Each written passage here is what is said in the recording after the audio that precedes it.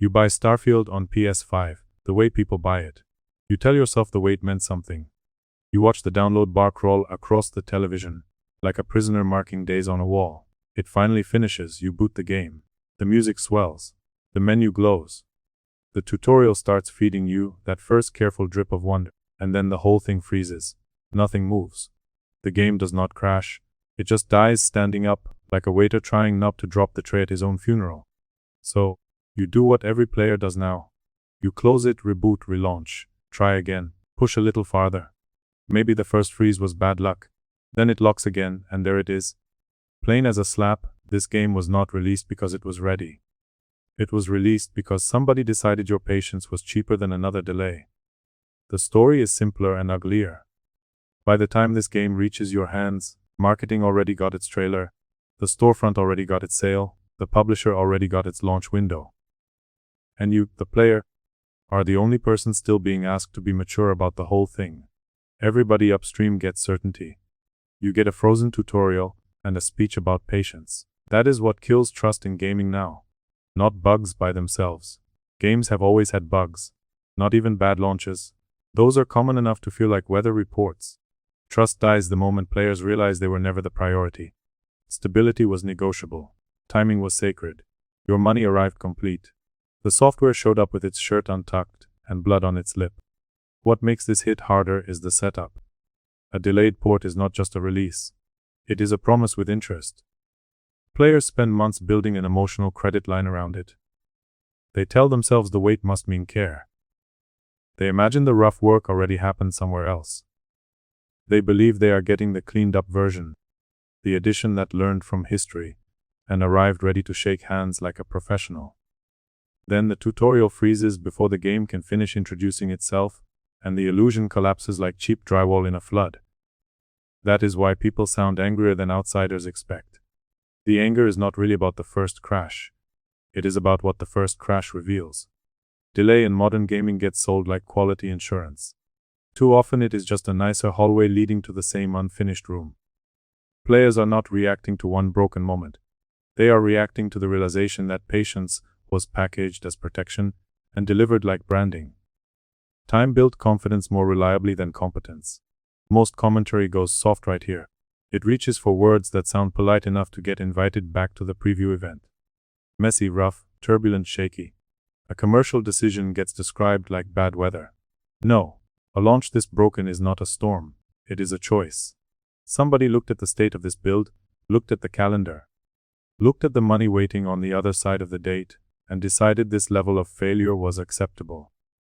The early freeze matters because it is the cleanest confession the product can make. Before you see the stars, before you get lost in the systems, before the world has a chance to charm you, the game hands you the truth in 4 beats. Boot, hope, freeze, doubt. That sequence tells you more about modern publishing than any executive interview ever will. The customer meets the instability before the customer meets the vision. That order is not an accident. It is the pecking order.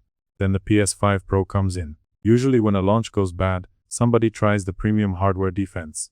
Better box, better outcome. More horsepower, less humiliation. Players cling to that idea because premium hardware does not just sell performance. It sells emotional shelter. It whispers that maybe you can still buy your way out of sloppiness. Then Starfield lands on the Pro and still stumbles through New Atlantis, and the whole fantasy bursts like a tire on the highway. Not safety. Not certainty. Better conditions under which to witness unfinished work. You are not paying for protection. You are paying for a velvet rope around the same burning building. The uncapped frame rate option is almost poetic in how stupid it is. On paper it sounds generous. More freedom, more control, more performance choice. In practice it behaves like a red button under glass marked, "Do not press unless you enjoy sorrow." Leave it uncapped and the odds of hard freezes climb. Cap it at 60 and suddenly the settings menu stops feeling like customization and starts feeling like hostage negotiation. You are not shaping the experience around your taste. You are trying to figure out which switch keeps the hostage alive. That is not player empowerment. That is unpaid mitigation work, dressed up in the language of flexibility. The industry loves calling this choice because choice sounds modern and respectful. It is not choice when one option behaves like a booby trap. At that point, the menu is not a feature. It is a liability waiver with prettier typography. Then comes the part I find almost more depressing than the launch itself. The community adapts instantly. Of course it does. Turn off autosave, disable PSSR, cap the frames. Watch shipbuilding, be careful scanning, avoid this district, avoid that quest. Read that list out loud, and it stops sounding like game advice. It sounds like a survival pamphlet smuggled out of a collapsing city. Players paid $70 for a space opera and got conscripted into technical support. That adaptation feels generous on the surface. People helping people, shared workarounds, nice story. It also carries a hidden cost. The faster players slide into self-rescue mode, the easier it becomes for broken launches to feel survivable instead of shameful. Survival replaces standards. Workarounds replace consequences. The audience gets so good at metabolizing failure that publishers inherit less short-term pain for causing it. That is not just resilience. It is normalization, and normalization is how garbage turns into policy. Then refund chaos kicks the front door in. Some players ask Sony for their money back, and get it. Others get told to wait for a patch, which is customer service language for please hold while your disappointment accrues interest. That split response tells you everything about digital ownership. The transaction is solid enough to lock in revenue. Accountability stays liquid enough to slide through your fingers. You own the inconvenience instantly. They own responsibility only if support is feeling charitable. Maybe the recent PS5 system update is part of the mess. Fine. Firmware clashes happen. Code fights code. None of that changes the reality in the living room. Customers do not buy internal complexity. They buy outcomes. Once the outcome is dysfunction, every backstage explanation starts sounding like the burden the paying audience expected professionals to absorb on their behalf. The quality assurance question hangs over all of this like a security camera that somehow missed the robbery. Crashes are reportedly happening during ordinary actions, like scanning planets and building ships. Those are core verbs. Those are not cursed edge cases. When a game struggles under normal use, players are not being dramatic when they ask how it passed certification. They are noticing that the gate between development chaos and retail release looks less like a standard and more like a stage prop. Bethesda's reputation makes the damage more revealing because the studio has spent years protected by one of the sweetest deals in gaming, jank mistaken for personality. A floating object was funny, a broken animation was folklore. Weirdness became identity. That goodwill bought a lot of cover. The trick only works while the failure remains charming. The moment a player pays premium money for premium inconvenience, charm mutates into insult. Nostalgia stops being affection and starts becoming body armor for mediocrity. Then the console war crowd tumbles out of the sewer on schedule. Xbox fans laugh. Sony fans snarl. Everybody turns a consumer problem into a tribal dance around a corporate campfire. It is pathetic, and it helps exactly one group, the people who sold the broken thing. Platform loyalty is the cheapest substitute for standards ever invented. The second a busted launch becomes fanboy theater, scrutiny gets pickpocketed, and the audience starts punching each other instead of the problem. Then the story gets meaner. Some players say the game behaves just long enough to make them trust it, before larger saves and later systems start poisoning the experience. That is nastier than an instant crash. An early freeze ruins your evening.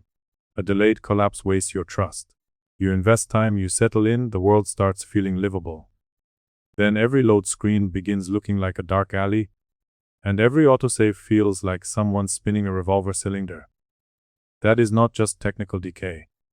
That is software teaching the customer that commitment will be punished. Bethesda says a hotfix is coming. Great. A patch should come. But patches fix software. They do not automatically fix meaning. The meaning of this launch is already carved into it. Starfield on PS5 matters, because it exposes the modern corporate script with the curtains wide open. Hype goes first.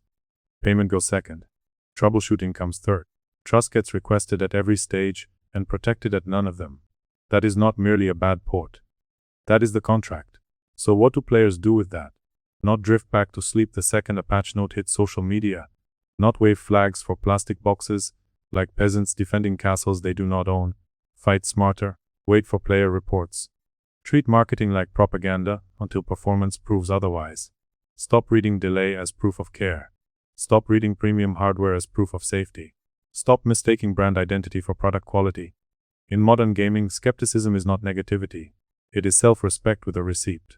That is the arc here. You start on the couch thinking you finally made it to the party. 10 minutes later, you are staring at a frozen screen and realizing the party was a setup. By the end, if you are paying attention, you stop seeing this as one embarrassing launch and start seeing the machine behind it. That is the moment players get stronger. Not when they rage the loudest.